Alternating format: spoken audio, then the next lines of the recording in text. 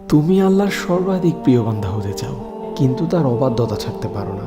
তুমি মুখে তো ঠিকই বলো আমি আল্লাহকে ভালোবাসি, কিন্তু তোমার কাজ তা প্রকাশ করতে পারে না। তুমি জানো কেউ তোমাকে না দেখলেও তোমার রব কিন্তু তোমাকে ঠিকই দেখেন, আর তারপরও তুমি একাকিত্বে গুনায় লিপ্ত হও।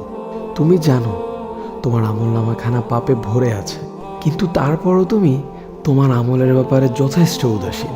তুমি জানো দুনিয়া তোমার গন্তব্য নয়, কিন্তু তারপরও তুমি দুনিয়ার এই মায়াজালে বিভোর হয়ে আছো। তুমি জানো তোমাকে একদিন মৃত্যুবরণ করতেই হবে, তুমি তারপরও আখেরাতের ব্যাপারে উদাসীন। সব কিছু জেনেও তুমি উদাসীন হয়ে আছো তোমার রবের প্রতি।